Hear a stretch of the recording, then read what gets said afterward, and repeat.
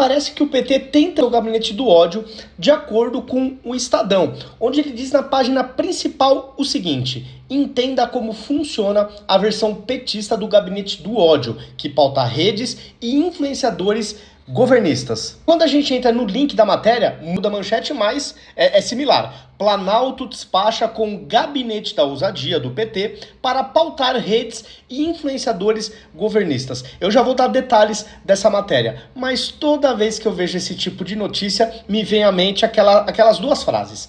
Acuse-os do que você faz, chame-os do que você é. Isso muitas vezes acaba definindo muito bem boa parte da esquerda. Viveu acusando o Bolsonaro de ter gabinete do ódio. Quem compõe esse gabinete? Então a gente não sabe. Quem que orquestrava, quem que era o cabeça, quem eram os integrantes, tinha dinheiro público, não tinha dinheiro público. Então, no caso do Bolsonaro, para mim, são narrativas. E agora a imprensa, o Estadão, mostrando que existe sim um gabinete do ódio, aí sim na versão petista. Vamos entrar nos trechos desta matéria. Integrantes da SECOM fazem uma reunião diária com equipes do PT para definir assuntos e abordagens que os canais e perfis petistas devem usar para tentar pautar as redes que o partido alcança. Influenciadores governistas são chamados eventualmente para briefings sobre os temas que interessam ao governo. A estratégia conta com a participação do time de redes sociais do partido que na campanha eleitoral de 22 atuava sob o nome de Gabinete da Ousadia, a réplica petista do Gabinete do Ódio de Bolsonaro. E aí o Estadão resgatando o que para mim é narrativa no caso de Gabinete do Ódio. E aí a pergunta que eu sempre me faço quando eu leio coisas deste tipo: vai ter investigação? Eles vão ser incluídos nos inquéritos que já investigam bolsonaristas, gabinetes do ódio? Vai ter um novo processo para alcançar essa gente? Ou aí é do bem? É do amor e aí tudo é liberado, né? O que vai acontecer? Não sabemos. Vamos seguir aqui na reportagem. A reportagem busca desde 7 de maio uma explicação oficial da SECOM sobre como se dá a participação de servidores, os tipos de informações repassadas ao PT, como se dá a interlocução com os influenciadores pró-governo e quais são acionados. A pasta, que era chefiada pelo Paulo Pimenta e agora está sob responsabilidade de Laércio Portela, não se manifestou. Curioso, né? Uma rede de páginas e perfis governistas tem se destacado na defesa do presidente Lula por meio de ataques coordenados, a críticos e desqualificação da imprensa. A relação direta entre governo e partido com esses influenciadores indica que a atuação digital deles é orientada a partir do Palácio do Planalto. Não há registros de repasse de verba pública para esses influenciadores. Durante a tragédia do Rio Grande do Sul, governo e influenciadores têm trabalhado para rebater o que classificam como fake news, o que inclui críticas políticas e reportagens da imprensa profissional. Então aqui o Estadão reconhecendo que na verdade nem tudo é fake news. Eles rebatem, eles acusam, rotulam de fake news, inclusive críticas da imprensa. Então isso aí, o Estadão tá certo. E resgatando aqui a narrativa, o Estadão continua: a interlocução entre palacianos, partido e influenciadores remete ao mecanismo que marcou o governo de Jair Bolsonaro. Na gestão passada, o chamado Gabinete do Ódio, aliás, nome da imprensa, obviamente, né? Eu quero saber os nomes, quem que integrava esse tal do gabinete. Revelado pelo Estadão, funcionava a partir do Planalto para mobilizar as redes em defesa do então presidente e para atacar adversários e a imprensa profissional. O curioso é que o Bolsonaro saiu do poder e esse, digamos assim, gabinete do ódio, que é o que eles, na minha leitura, que é o que eles chamam aí a rede social, que é majoritariamente de direita, parece que o gabinete continua funcionando. Então será que ele era orquestrado pelo então governo Bolsonaro, se as redes sociais continuam em efervescência com o pessoal da direita? Essa é a pergunta que eu faço. Se tinha gabinete do ódio, não deveria ter morrido o engajamento da direita nas redes sociais? Para mim, parece que está cada vez mais forte.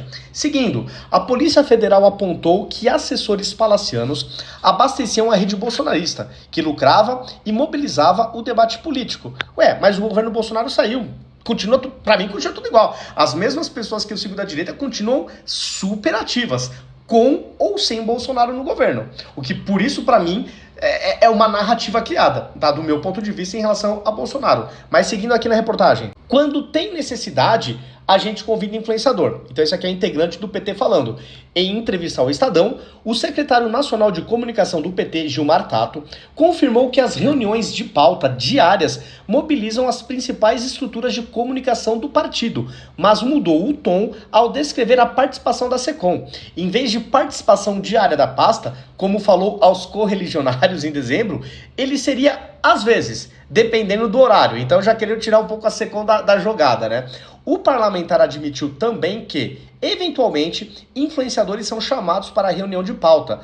Aliás, eu até me pergunto, imaginem se fossem influenciadores bolsonaristas nos tempos de Bolsonaro. Imaginem se fosse, sei lá, a Bárbara do Te Atualizei, o Kim Paim e outros grandes nomes da direita sendo chamados.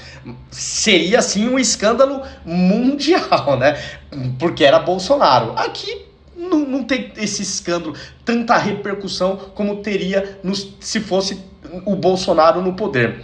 Seguindo, às vezes, quando tem necessidade, a gente convida um influenciador, ou outro, disse. A gente já fez reuniões com eles, se conecta com eles, tenta manter um canal, mas a gente não conseguiu ainda ter um padrão de funcionamento com eles. Então eles estão querendo criar um padrão para esse gabinete, que talvez eles chamem aí do amor, né? Então estão querendo criar um padrão, uma estrutura, é isso. Eles podem. Eu acho que ninguém entraria em inquéritos, né, nesse caso, né? Ou será que entraria? Vão ter o tratamento equivalente aos que os bolsonaristas estão tendo? Essa é a pergunta que eu sempre me faço. Então é isso, pessoal. Acuse-os do que você faz.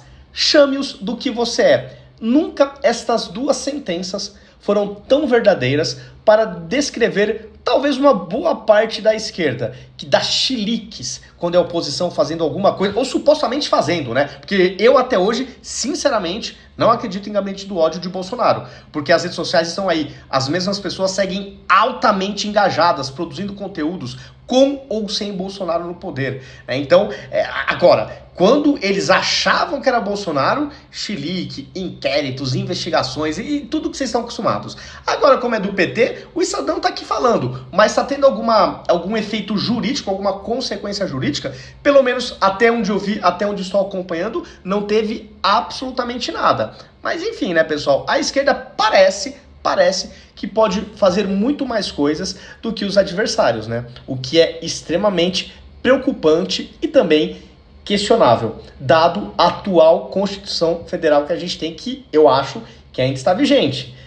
Ninguém tem que ser julgado ou perseguido ou nada do tipo por suas posições políticas, certo? Pelo menos esse é o meu entendimento de leigo. Pessoal, é isso. Coloque nos comentários o que vocês estão achando desse gabinete do amor do PT, que até a imprensa já está falando aí em meias palavras. O que vocês acham?